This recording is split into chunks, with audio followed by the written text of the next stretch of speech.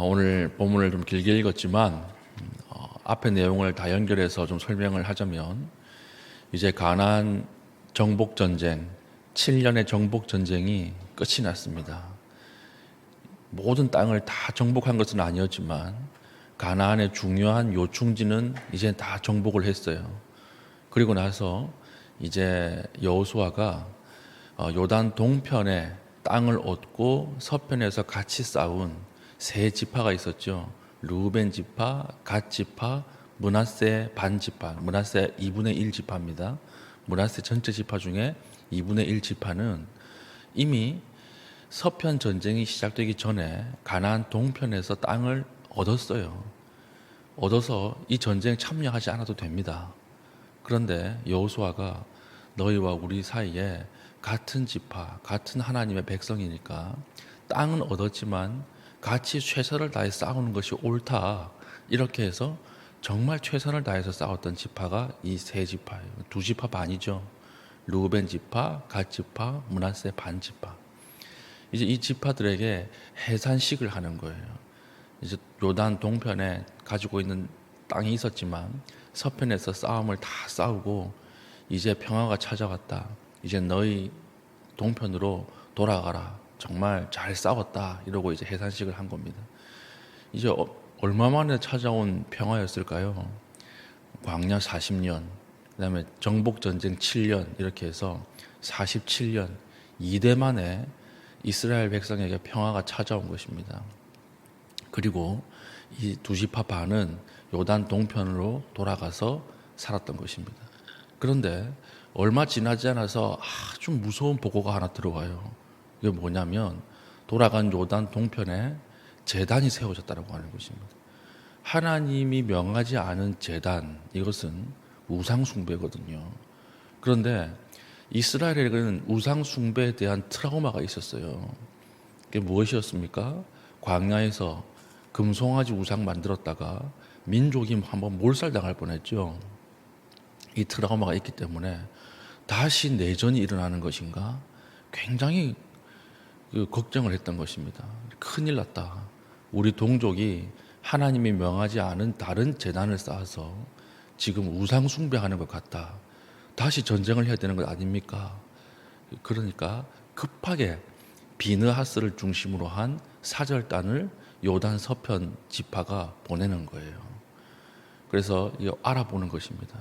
그래서 경고를 했죠. 어제 본문이었죠. 책망과 대책을 같이 이야기합니다. 책망은 여호와께서 명하지 않은 제단 쌓는 것은 우상 숭배다. 큰일 난다. 그리고 대책은 무엇이었습니까? 그렇게 있을 바에는 너희가 예배 드릴 곳이 없어서 그러냐? 그러면 그냥 요단 서편으로 넘어가서 같이 살자. 우리가 분깃을 줄 테니까 그냥 같이 살자. 이건 뭐 하는 짓이냐? 이렇게 이야기를 하니까 오늘 본문은 뭐냐?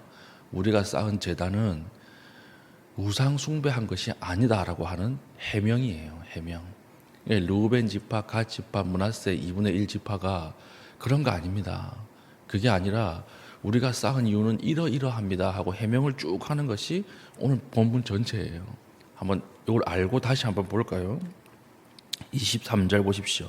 우리가 제단을 쌓은 것이 돌이켜 여호와를 따르지 아니하려 함이거나 또는 그 위에 번제나 소제를 드리려 함이거나 또는 화목 제물을 드리려 함이거든 여호와는 친히 벌하시옵소서. 우리가 제사를 위해 쌓은 것이 아니라는 거죠. 왜 쌓느냐? 25절. 너희 르우벤 자손 갓 자손아 여호와께서 우리와 함께 너희 사이에 요단으로 경계를 삼으셨나니 너희는 여호와께 받을 분깃이 없느니라 하여 너희의 자손이 우리 자손에게 여호와 경외하기를 그치게 할까 하여. 요단 동편과 서편 사이에는 뭐가 흘러요? 요단 강이 흐르잖아요.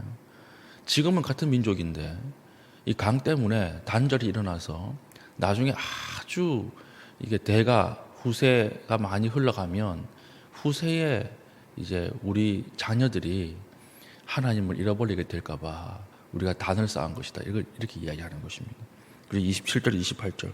우리가 여호와 앞에서 우리의 번제와 우리의 다른 제사와 우리의 화목제로 섬기는 것을 우리와 너희 사이와 우리와 후대 사이에 증거가 되게 할 뿐으로써 너희 자손들이 후일에 우리 자손들에게 이르기를 너희는 여호와께 받을 분깃이 없다 하지 못하게 하려 함이라. 그렇죠? 28절 우리가 말하였거니와 만일 그들이 후일에 우리에게나 우리 후대에게 이같이 말하면 우리가 말하기를 우리 조상이 지은 여호와의 제단 모형을 보라. 이는 번제를 위한 것도 아니요 다른 제사를 위한 것도 아니라 오직 우리와 너희 사이에 증거만 되게 할 뿐이라. 이게 무슨 말이에요? 우리가 제사를 드리기 위해서 제단을 쌓은 것이 아니라 이거 오늘날로 치면 기념관이에요. 기념관. 우리가 같이 싸웠다. 우리가 그 분깃 땅을 받지 못해서 사는 것이 아니라 이 땅을 받은 것이다. 우리도 여호와의 백성이다. 이것을 후대에 알리기 위해서 우리가 번제단 기념관을 세운 것입니다. 제단 기념관을 세운 것입니다. 여기서 번제가 드려지지는 않습니다. 이렇게 이야기를 하니까 그때서야 모든 오해가 다 풀렸던 거예요.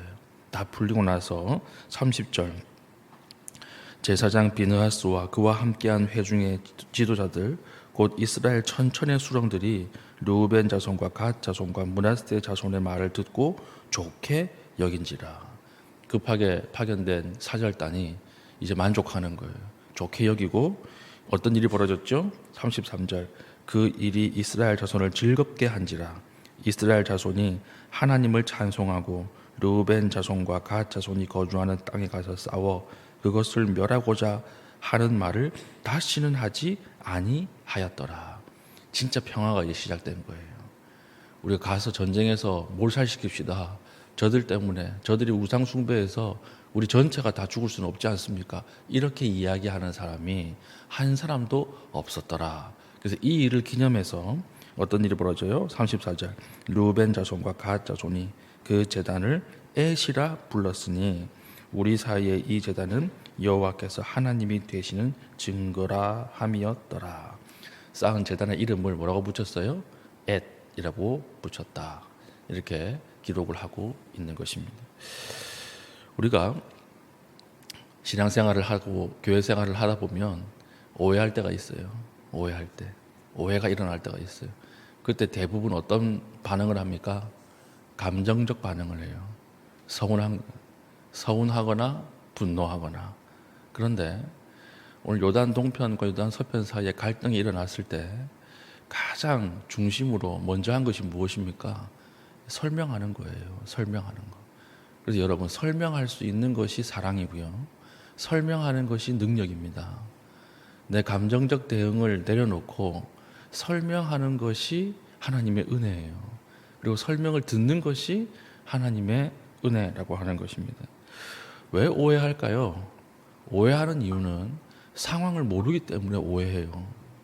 그래서 오해가 일어날 때는 분노하고 서운해할 것이 아니라 나의 상황을 설명해주면 끝나는 것입니다. 지하철에서 어린 아이가 막 뛰고 고함을 지릅니다. 화가 나죠? 그러면 옆에 아버지에게 아이 교육을 제대로 안 시키고 뭐 하는 것입니까? 공공장소에서 뛰어도 됩니까? 이렇게 이야기할 때 분명히 아이가 잘못한 거 아니에요. 가정교육이 안 돼 있는 거 아니에요. 그런데 이 아버지가 설명을 하는 거예요. 사실 오늘 이 아이의 어머니, 내 아내의 장례식을 치르고 돌아오는 겁니다.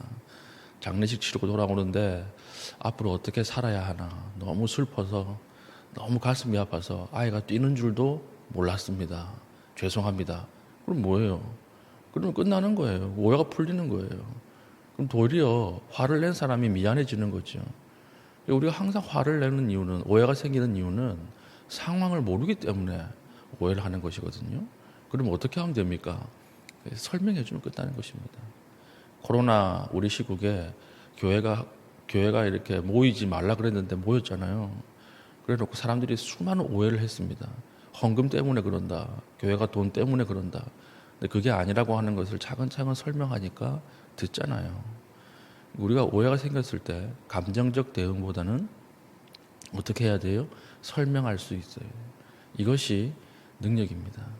우리가 어떤 시청에 가면, 관공서에 가면 뭐 사랑으로 여러분 섬기겠습니다. 여러분 사랑하겠습니다. 이렇게 현수막 걸려 있죠. 근데 그 공무원들이 우리를 무슨 이유로 사랑할 거예요? 어떻게 사랑하는 것입니까? 뭐 모를 때 물어보면 친절하게 설명해 주면 그 사랑하는 거예요. 그게 그 친절하게 설명을 들으면 기분이 좋고 내가 대접받는 것 같고 내 세금이 잘 쓰이는구나 이렇게 생각이 드는 것 아니겠습니까? 마찬가지예요. 가정에서 오해가 생기고 부모와 자녀 사이에 오해가 생기고 성도들 사이에 오해가 생겼을 때 그때 가장 필요한 능력은 무엇입니까? 설명하는 능력이에요. 오늘 본문도 보십시오. 가장 민족이 내전으로 치닫을 위기에 설명하고 그것을 받아들이니까 다시 평화가 오잖아요. 이것이 우리의 능력입니다. 우리가 화가 난다고 해서 손절하고 들고 일어나고 책망하고 그게 어떻게 하나님의 뜻이겠어요? 그건 하나님의 뜻이 아니에요. 설명하면 그것을 듣고 설명할 줄 알고 오해를 풀고 화평을 이루는 것, 그것이 하나님 뜻이고 그것이 하나님의 백성의 삶이라고 하는 것입니다.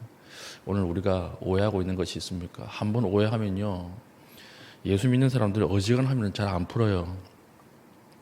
제가 세상에 있다가 왔잖아요. 세상 사람들은 술 마시고 풉니다.